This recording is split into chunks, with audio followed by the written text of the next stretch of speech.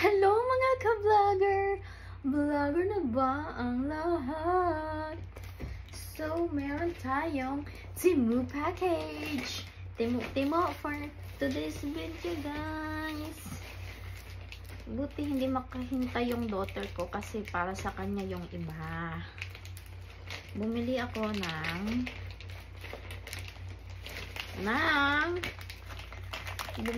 ng plantsahan kasi wala akong plantsahan. Kaya malaki yung box kasi plantsahan ko na maliit.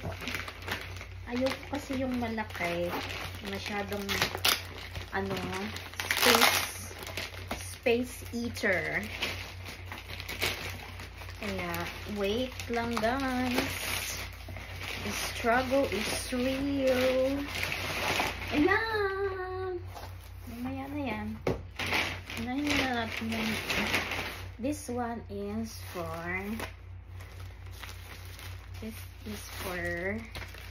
my daughter. She got this from Temu. Wow, ang ganda ng quality. Para to sa sa fall kasi summer pa ngayon. And then sa little one, itong pinili ko sa kanya. Tada! Wow, ang cute. Pero ito parang hindi masyado maganda yung quality ng print. But that's okay. It's very cute. Parang ang liit. Sabi 7 to 8 years old. Parang ang liit. Ano pa ba ang binili ko? This one. Hala.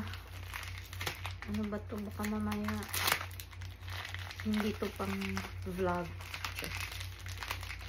What is this? I got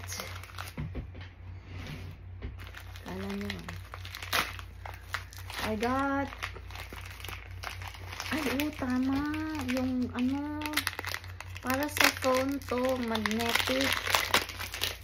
Gamit ko yung phone today, hindi ko matry. Magnetic daw, attach. Ganyan. Para sa phone. Uy, aba, malakas nga ang magnet in fairness. Pero yun nga, idikit mo muna to sa phone. Hindi ko na matanggal. Oh, that's nice. Alam niyo yun. Pero at least, mapipili ko kung saan ko ilalagay. Saan banda sa phone, right? Then, pumili din ako for vlogging. This is for vlogging, guys. Yung para ididikit mo lang siya sa Hello. Ayan na naman ang timo-timo kasi. Paano siya naging magnetic? Para naman tong sticker. So, pag ganyan-ganyan siya, ito yung parang handle. Tapos, pwede siya ganun sa phone. Kaya lang, at ganyan. Ay, stick-on. Permanent siya. Wala na ba tong something? Akala ko parang may stand. Whatever. So, sana dumikit siya sa wall.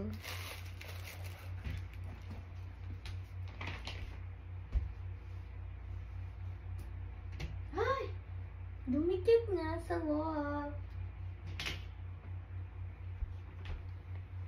Pero walang phone. Ewan lang kung may phone. Tapos, bumili din ako ng phone case at saka isang maliit na bag. Itong bag na to is, look, para sa AirPods. Oh, magnetic.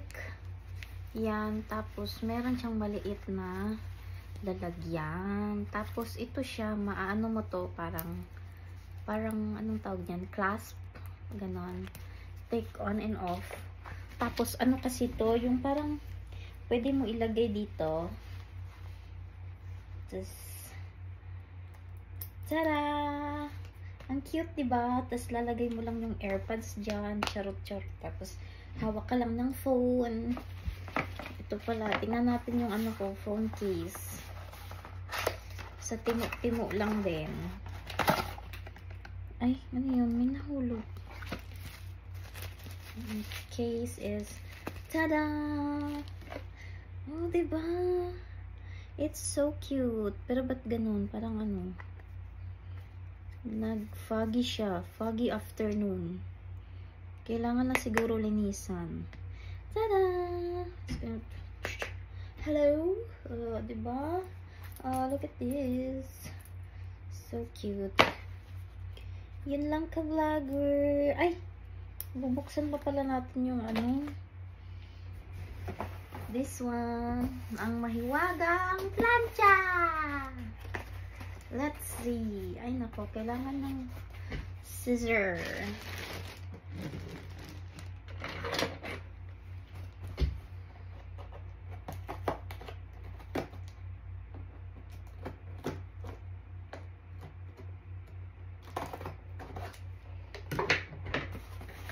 Haba na ng video, guys. Tan-tadadaan! Wow! Ang ganda! Ang ganda naman pala. Pangit lang yung ano. Parang ang nipis. Pero okay na yan. Timo-timo lang naman. Mura lang yan. Tapos ganyan yung stand. Oh, very nice. Tapos ilalagay mo siya dyan. Tapos pwede na ako mamalansya. O, diba? O, diba? By the way, dito sa Canada, hindi talaga sila mahilig sa pinaplansya. Pag tapos kasi ma-dryer, madali lang ma-fold yung clothes. Kaya, madalas hindi talaga nalulukot. Kaya lang sa akin, mga 5 business days ko pa kasi bago tiklupin. Kaya nalulukot. Kaya, kailangan ko ng plansyahan. Okay, thank you for watching, ka-vlogger. Bye!